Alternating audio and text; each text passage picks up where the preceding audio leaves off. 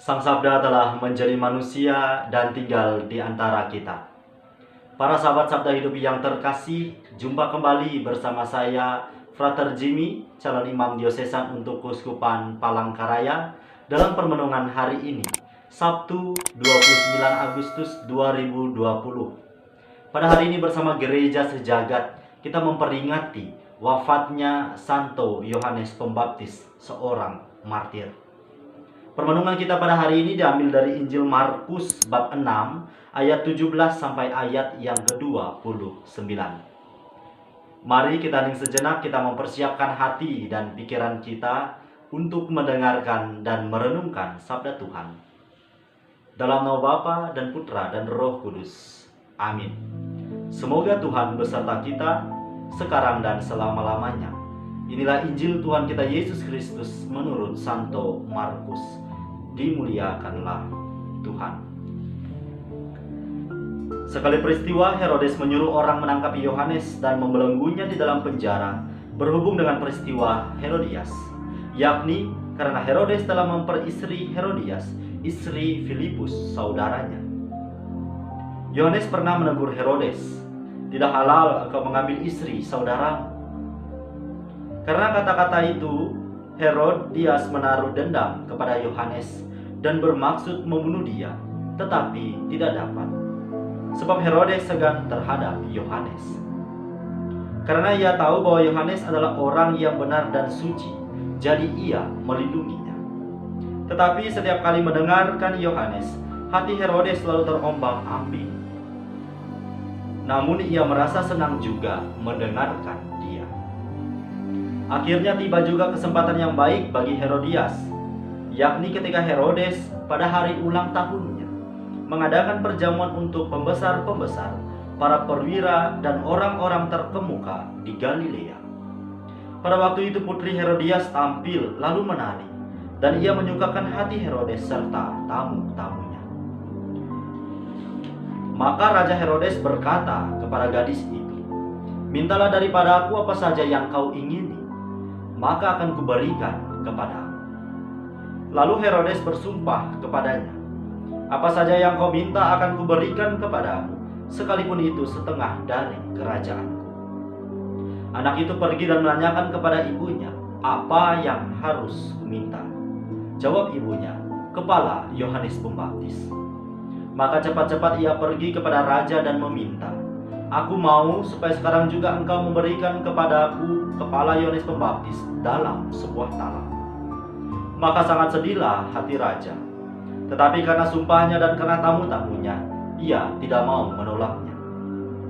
Raja segera menyuruh seorang pengawal dengan perintah supaya mengambil kepala Yohanes. Orang itu pergi dan memenggal kepala Yohanes di penjara.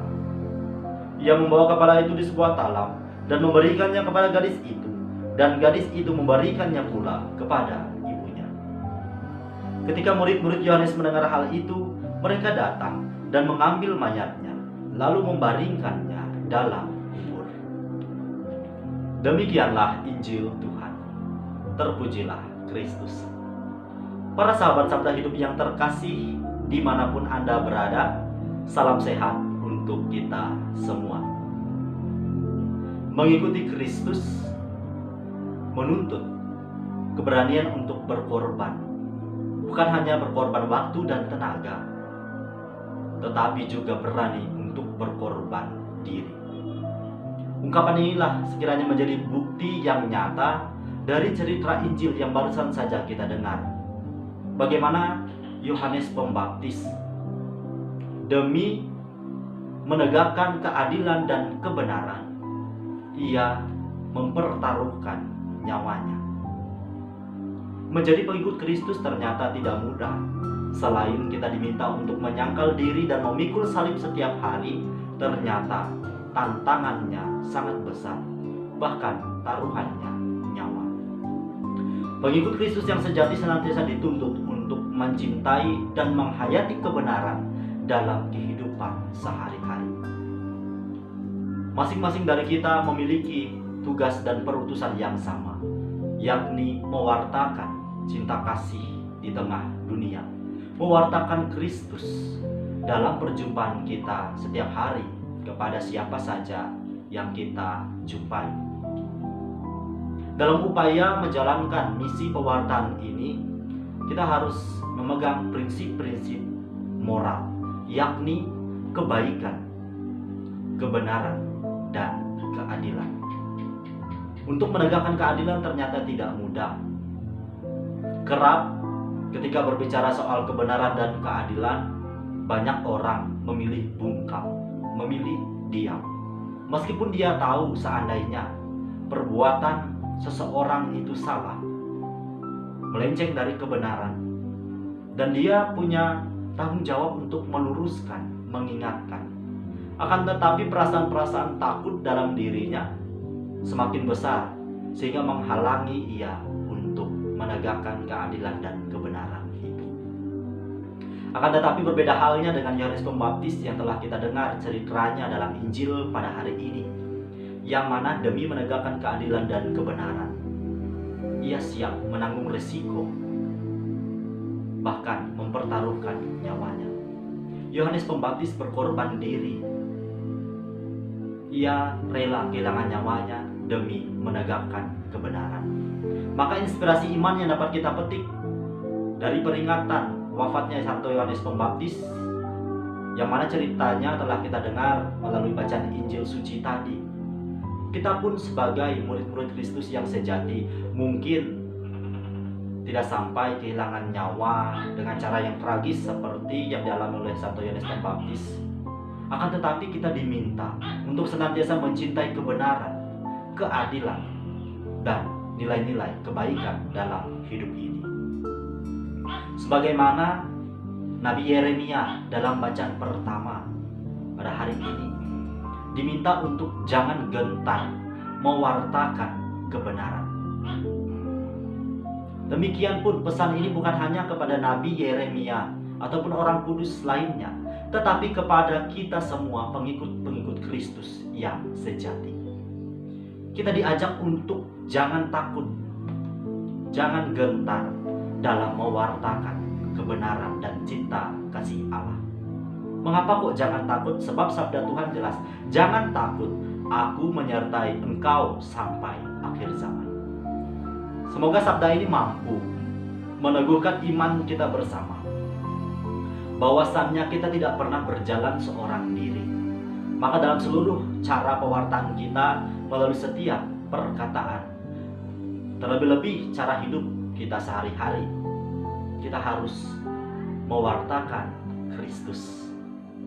Para sahabat sabda hidup yang terkasih, kemudian saya ingin mengajak kita untuk merefleksikan bahwa ternyata sikap iri, amarah yang tidak mampu diolah dengan baik membawa malapetaka bagi orang lain. Sebagaimana cerita dalam Injil tadi dikisahkan, Herodias menaruh dendam kepada Yohanes Pembaptis. Maka karena dia tidak bisa mengolah dendamnya ini, dia tidak bisa mengolah amarahnya, maka dia tega membunuh Yohanes Pembaptis. Para sahabat sabda hidup yang terkasih, inilah sifat dari kuasa kegelapan dan dosa. Apabila kecenderungan untuk iri hati, dengki terhadap kesuksesan sesama, kita iri terhadap keutamaan hidup dari sesama kita, maka ini adalah bentuk dari kuasa kegelapan dan dosa. Maka sebaliknya yang harus kita kejar ialah keutamaan hidup yang senantiasa mengantarkan kita pada nilai-nilai kebaikan, kebijaksanaan. Beranikah saya, Anda, dan kita semua menegakkan keadilan dan kebenaran apabila kita menjumpai saudara dan saudari kita yang telah berbuat salah, melenceng dari nilai-nilai norma kebenaran dan lain sebagainya? Apakah kita berani menegur mereka dengan cara yang terbaik? Ketika hendak menegur sesama, tentu ada perasaan tidak enak dalam hati kita. Kita merasa takut kalau nanti orang yang saya tegur ini tersinggung. Akan tetapi cintailah kebenaran dan keadilan, beranilah untuk mengambil resiko dan tantangan lainnya. Semoga melalui permenungan ini, iman kita akan Yesus Kristus semakin diteguhkan, sehingga kita dalam kehidupan sehari-hari sungguh berani menjadi saksinya di tengah dunia ini. Selamat beraktivitas, salam sehat untuk kita semua. Semoga Allah yang Maha Kuasa memberkati kita, melindungi kita terhadap dosa, dan menghantar kita ke hidup yang kekal. Dalam nama Bapa dan Putra dan Roh Kudus. Amin.